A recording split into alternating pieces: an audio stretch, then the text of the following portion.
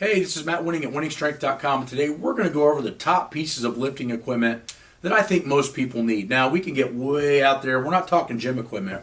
We're talking like personal equipment. So let's get to it.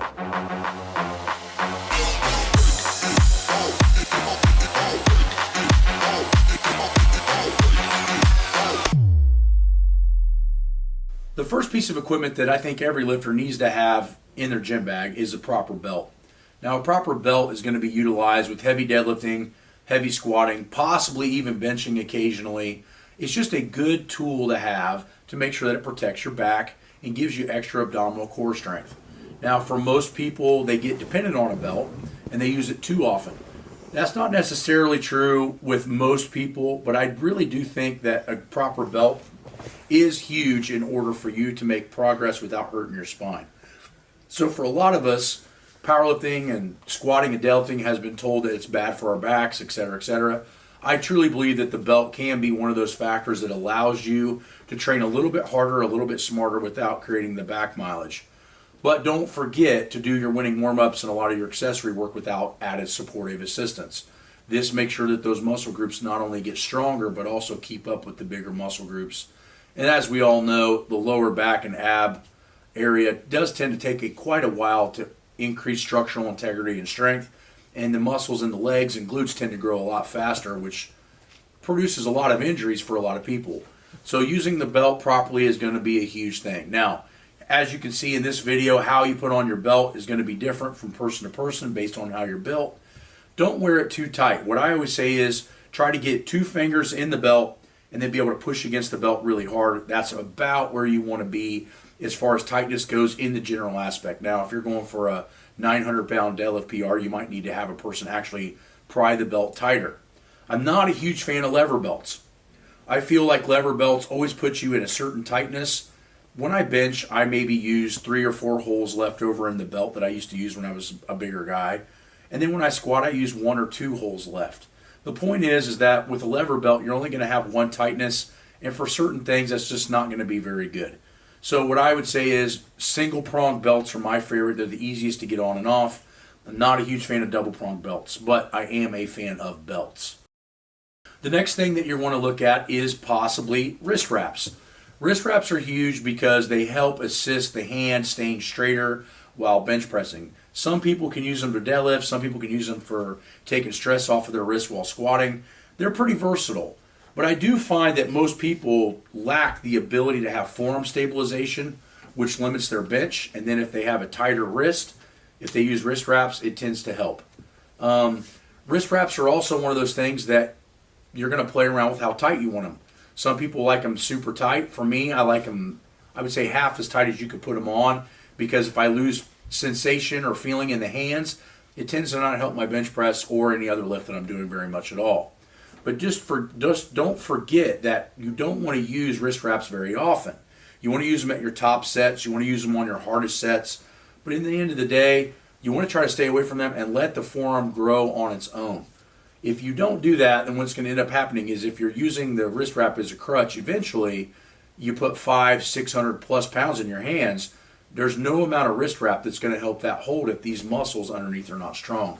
And that's why we work on forearms so much at the gym, is that the hand and the wrist tend to be a big limiting factor on how you can produce power in the bench press. If your hand's rolling back like this and doing all this weird stuff, chances are you're not tied in really good with your forearm, or you may be using wrist wraps too often. The next thing that's become a big popular sensation in the last 10-15 years is knee sleeves. Knee sleeves are awesome. I use them in my raw competitions constantly, but I would only put them on a handful of times before a competition. Point is if you're constantly walking in with knee sleeves on, they are giving you a little bit of assistance, but they're also giving you a crutch. Meaning I've seen a lot of people come into the gym go, I can't squat with you guys today because I don't have my knee sleeves. Who gives a shit? The knee sleeve should not really be an indicator of how well you're going to have on a day or how tight they should feel. That should be saved more for competition. Now, if you're an older lifter, like we have a couple of guys at the gym, they have to wear knee sleeves constantly or their knees hurt way more. So what I like about the knee sleeve is actually that it creates a lot of heat at the joint and tends to reduce a lot of overuse pain for age, mileage, etc. So I'm a huge fan of knee sleeves, but just remember, if you're younger, don't use them too often and don't wear them too tight. Make sure that you're using them to just kind of create some heat, some potentiation, but you don't really need to wear them all the time. Now, the next thing that we've been into before, and most people that have followed me a long time already know my stance on this, is lifting shoes.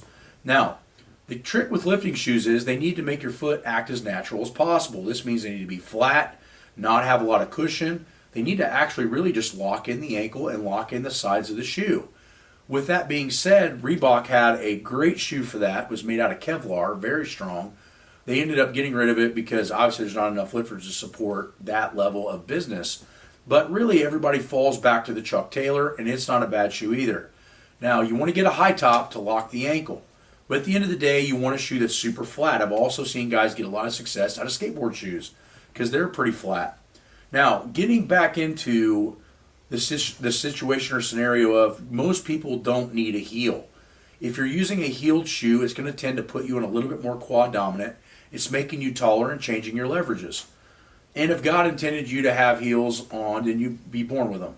The point is that you can learn how to squat perfectly with a flat-soled shoe. Not only will it be cheaper, but I think honestly it will actually put you in a better biomechanical position for 95% of the entire population. There are going to be certain scenarios where a heeled shoe is going to be better for someone than another. But at the end of the day, if you look at all the top world record squatters, most of them don't wear heels. And the reason is that a heeled shoe puts you in a quad dominant position, which tends to lead to more lower back injuries, etc., etc. Now, we have to ask ourselves, well, why were these shoes even invented?